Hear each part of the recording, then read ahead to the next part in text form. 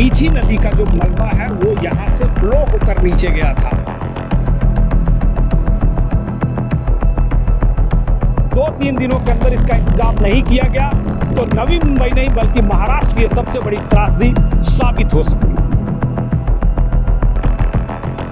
अभी भी पड़ा है और भी कचरा आ ही रहा है, ऊपर से कोई भी जवाबदारी कोई लेने को तैयार नहीं है।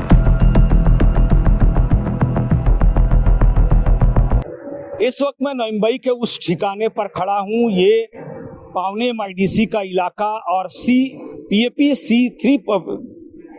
C40 के पीछे के ये कंपनियों का जो C ग्रेड का जो कंपनी है, ये PAPC जो ब्लॉक है उस ब्लॉक के पीछे का ये पहाड़ी का हिस्सा है जहां पर मीठी नदी का जो मलबा है वो यहां से फ्लो होकर नीचे गया था। मंगलवार को की घटना थी। आज ठीक मंगलवार 1 हफ्ते हो गए हैं, आज 8वां दिन है। आप देख सकते हैं ये पूरा का पूरा मलबा भरा है और यहाँ पर देखिए अभी जो हिस्सा है ये पूरी तरह से दरार पड़ी हुई है। इसका मतलब है कि ये कभी भी नीचे गिर सकता है। महानगर पालिका निचले हिस्से में कुछ दीवार जैसा बना रही है, लेकिन आप यकीन कीजिए कि ये जितना लाखों करोड़ों टन ये मलबा है, ये बहुत ही मुश्किल है कि वो दीवार उसे रोक पाएगी। ये पूरा फ्लो जो है एक बार फिर से जाने के लिए तैयार है। और आप अगर इस पहाड़ी को देखेंगे तो कितनी ऊंचाई तक था वो पूरा का पूरा मलबा जो यहाँ से फ्लो होके गया है। और इसी तरह का सेम जो हिस्सा है आगे की तरफ आप देख सकते हैं पूरा का पूरा अभी भी भरा हुआ है। यहाँ आपको मैं ठीक इसके सामने का जो हिस्सा देखिए जहां से ये भरते हुए इधर आ रहा है वो भी पूरा का पूरा जो भरा हुआ है। यहाँ पर बोलते हैं लोग कि तकरीबन 200 मीटर ये निचला हिस्सा था, मतलब एक दरी के जैसा था, एक तरह का दर्रा बन गया था। लेकिन इस दर्रे के बीच में, खदान के बीच में पूरा का पूरा लाकर डाला गया है। अभी 2 दिनों पहले यहाँ पर कुछ पत्थर भी लाके यहाँ पर रखे गए हैं। हालांकि जिस तरह से उसको रखा गया है वो यहाँ पर टिका रहेगा इसकी कोई गारंटी नहीं है। इसके साथ साथ ये पूरा दूसरा जो हिस्सा है सेम उसी तरह का हिस्सा जो है यहाँ पर आप देखेंगे तो ये दूसरा साइड है, यानी लेफ्ट और राइट, बीच में गाड़ियों के जाने की जगह और लेफ्ट और राइट में भरा हुआ ये लिक्विड मलबा। बताया जा रहा है कि ये मीठी नदी का मलबा है जो यहाँ लाकर डंप कर दिया गया।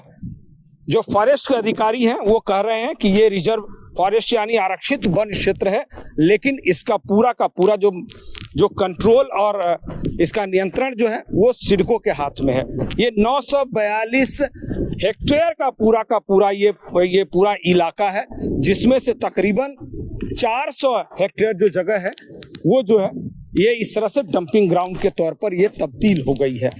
ये राज्य सरकार ने इसे कैसे परमिशन दिया ये बड़ा सवाल है, लेकिन हम आपको दिखा रहे हैं कि आज भी 1 हफ्ते के बाद भी इस मलबे को नियंत्रित करने के लिए कोई भी प्रॉपर इंतजाम जो है नहीं किया गया है। मैंने आपको दिखाया लेफ्ट और राइट, और ये बिल्कुल सामने का हिस्सा इसके राइट साइड से फ्लो हुआ था, वहां पर दीवार बनाने का काम चालू है, लेकिन लेफ्ट साइड में आज का वैसे पड़ा है। और आप देखिए यहाँ कोई भी नियंत्रण के लिए कुछ भी नहीं है, ये पूरा लिक्विड भरा हुआ है और यहाँ से दरार बनकर जो है यहाँ से मिट्टी और मलबा जो है आगे की तरफ बढ़ रहा है और ये सिर्फ बारिश का इंतजार कर रहा है। वरना जैसे उस साइड में फ्लो हुआ था उसी तरह से इस साइड में भी फ्लो होगा। और जो लाइन से आपको FC ब्लॉक रोड के उस पार की कंपनियां दिख रही, जो नीचे दिख रही हैं, वो तो पूरी इसमें चपेट में आने वाली है। इसके साथ साथ रोड क्रॉस करके भी उस साइड की कंपनियों को ये निगल सकता है। ये ऐसा मलबा है। आपको इस साइड का हिस्सा दिखा दें तो आपको यकीन हो जाएगा कि ये पहले कितना गहरा इलाका था, लेकिन अब यहाँ पर करोड़ों टन जो है वो डेब्रीज और लिक्विड मलबा यहाँ पर डाल दिया गया है, जिसकी वजह से ये नई मुसीबत पैदा हुई है। ये हकीकत देखिए जो हमने उस साइड में आपको दिखाया, और अब आप इसका नज़ारा देखिए। यहाँ महानगर पालिका कुछ मिट्टी डालकर वहाँ पर उसका मुहाना रोकने की कोशिश कर रही है, लेकिन समझिए जब उस साइड से और यहाँ का ये पत्थर जिस पर हम खड़े हैं इसको देखिए, ये भी दरार जो है पड़ गई है और ये सारा का सारा जो है ये नीचे की तरफ गिरने वाला है। और यहाँ से ये भरा हुआ मलबा इस साइड से होकर ये पूरा का पूरा फ्लो होने वाला है। तो आप समझिए कि ये मुंबई से आया हुआ ये लिक्विड मलबा और इस तरह से मनमानी ढंग से बिना किसी निगरानी के किस तरह से डाला गया है, कैसे MIDC के लिए कितनी बड़ी तबाही का कारण बन सकता है। वो आगे जो है कुछ गाड़ियां पार्क की गई हैं जो उबर और दूसरे संस्थाओं की गाड़ियां हैं, पूरा का पूरा पार्किंग का लॉट है, उसके आगे कंपनियां हैं। जो सी ब्लॉक है, पूरा सी ब्लॉक में पहले ही उस राइट साइड के मुहाने से निकले हुए मलबे से 7 कंपनियां ऑलरेडी पहले तबाह हो चुकी हैं। अब उसका ये टेम्परेरी अरेंजमेंट किया जा रहा है, लेकिन आप खुद सोचिए कि जिस तरह का ये मिट्टी डालकर उसको रोकने की कोशिश की जा रही है, ये लाखों टन मलबे के फ्लो को कैसे रोक पाएगी। इसका मतलब साफ तौर पर है कि नवी मुंबई महानगर पालिका हो, सिडको हो या MIDC हो, इसके लिए आज भी कोई प्रॉपर इंतजाम नहीं कर रही है और बड़े डिजास्टर को एक तरह से आमंत्रित किया जा रहा है। और जैसे ही बारिश होगी, इसका खामियाजा और इसका जो व्यापक असर है, इसका देखने के लिए मिल सकता है और ये तबाही का बड़ा कारण बन सकता है। लगातार मांग चल रही है कि इसे ठीक किया जाए, इसे तत्काल रोका जाए। एक तो डंपिंग रोकी जाए और उसके साथ साथ एक ऐसी पक्की दीवार बनाई जाए जिससे और एक्स्ट्रा मलबा न आए और उसको रोका जा सके और कंपनियों को बचाया जा सके। मंगलवार दोपहर को घटना घटी, 8 दिन अभी होने को आया।